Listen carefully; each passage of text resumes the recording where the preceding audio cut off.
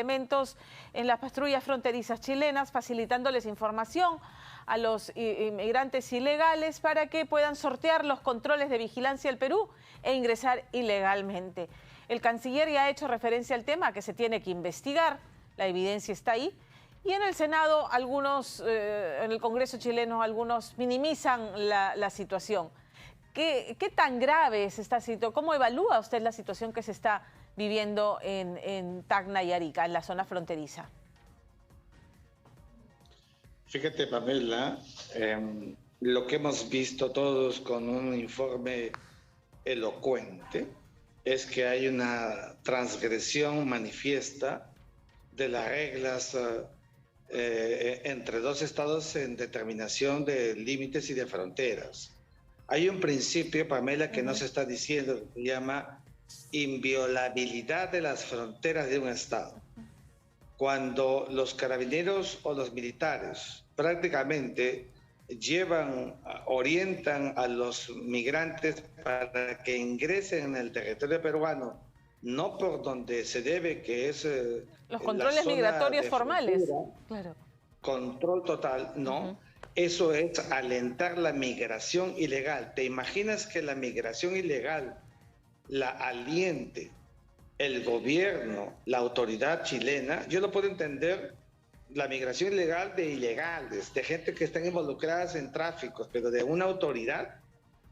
En verdad eso contrasta con las reglas básicas de la debida confianza. No olvidemos que incluso, Pamela, en la propia zona de frontera existe lo que se llama mecanismos de confianza en la zona de frontera. ¿Cuál confianza puede haber ahora después de lo que hemos visto alentando el ingreso ilegal de extranjeros en el territorio nacional?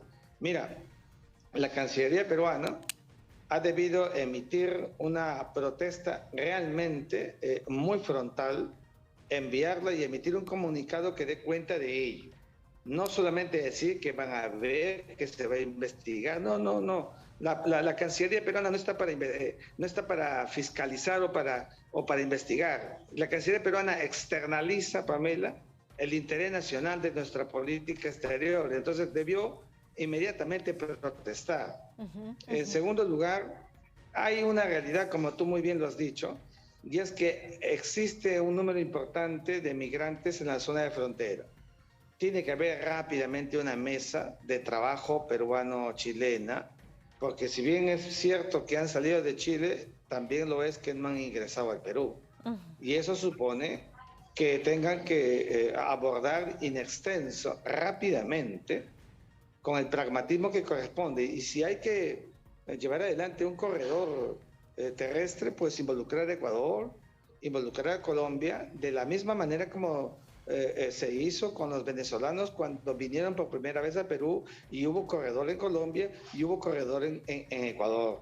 Este es un asunto que ha superado a una suerte de stricto sensu frontera peruano-chilena y ya tiene la circunstancia de ser un tema de carácter subregional. Aquí todos tienen un involucramiento que tiene que ser abordado por las cancillerías y darle solución a este problema que están viviendo y que estamos viendo en la zona de frontera. Este grupo de personas que es bien nutrido está en una zona de limbo entre la frontera de Chile y la frontera de Perú. Entendemos por los corresponsales en Tacna, nuestros colegas en Tacna, que la pretensión de la mayoría de ellos es llegar a Lima, y quedarse en el Perú, y la mayoría llegar a Lima. El Perú ya tiene más de 1,5 millones de 1.800.000 ciudadanos venezolanos que están en el Perú y que se han, digamos, integrado a la vida social, la mayoría sobreviviendo como buenamente pueden, informalmente, otros formalmente y otros delinquiendo, que no son el grueso, pero además está generando esta situación de rechazo con tufillo xenofóbico hacia los venezolanos Y todo esto no hace sino caldear más los ánimos, ¿no? Porque en Tacna están muy asustados frente a esta situación. Señalan los vecinos en la zona fronteriza que la percepción de inseguridad ha aumentado, que hay más robos y se los atribuyen a los venezolanos. O sea, por todas partes la situación está siendo no manejada adecuadamente, para no decir mal manejada. Fíjate, Pamela, Chile tiene todo el derecho de expulsar o de deportar a los extranjeros por las circunstancias de seguridad que ya se ha comentado. Ajá. Y el Perú tiene todo el derecho de cerrar las fronteras y no permitir su acceso. Frente a dos derechos nacionales sobre los que tú y yo no podemos decir mucho, hay una realidad en la zona de frontera. Esa realidad es la que tiene que ser abordada y debe de implicar a los países concernidos hasta que lleguen a Venezuela, en el caso de los venezolanos, que son la inmensa mayoría. O sea, es responsabilidad de los dos gobiernos, de los dos países, de Chile y de Perú. ¿Y usted considera que la salida es hacer que ellos, no, o sea, atraviesen el Perú y lleguen hasta su país de origen, venezolanos, colombianos? Fíjate, si fuera un corredor terrestre, sí. Si fuera un corredor aéreo, que es costoso, hay que reconocerlo, va a ser más complicado. Pero hay que adoptar una posición clara sobre el particular. Hay que involucrar a Ecuador y hay que involucrar a Colombia.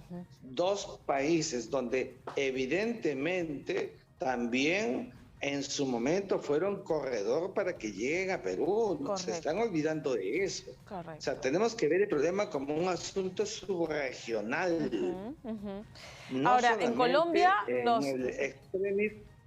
sí, en Colombia nos vamos a encontrar con, sospecho yo,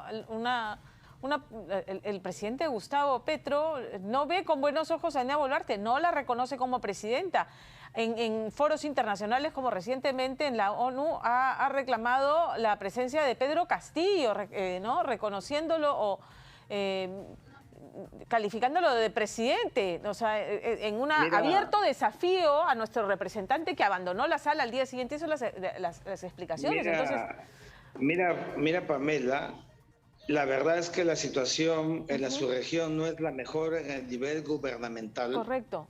Lo tenemos muy claro, pero el asunto migratorio no es un asunto entre Perú y Colombia, ni Perú y Chile, ni Perú y Ecuador. Es un asunto que involucra a una problemática subregional y regional.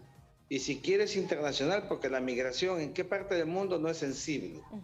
Lo que no podemos permitir que se produzca es que empiecen a levantar carpas y aparezcan como refugiados, y esa foto va a ser muy mala para el Perú. Por eso hay que actuar con rapidez, con sensatez. Y sin embargo, entiendo que la propuesta del gobernador... Perdóname, Pamela. Sí. Los gobiernos tienen que tener el carácter para ver esta realidad, que es una problemática común, por el hecho mismo de que está pasando en la frontera peruano-chilena. Los demás países no pueden exonerarse. No hay otra forma que un corredor, y si es un corredor tiene que trasladarse, y eso involucra una acción activa. Por eso es que las cancillerías de los 4 países concernidos, incluso la venezolana, que tiene que recibirlos, porque Venezuela los recibe. Y entonces ahí esta es una manifestación, Pamela, de cómo la ideología interviene perjudicando la solución de un problema de facto real que le pasa a extranjeros que salen de sus países precisamente por la pésima administración económica que lleva a la gente a buscar otros horizontes de vida. Ahora, el problema es, en el minuto, ¿qué hacer con toda esta gente que todavía está ahí, que no tiene acceso a servicios básicos? ¿Cómo se alimenta? Y es un tema humanitario, ¿no? De sensibilidad social al final del día también, para con esta gente que está, como decimos, pues en este limbo, ni en Chile ni en Perú. Sí. ¿Qué hacer? ¿Cómo abordar ese ángulo?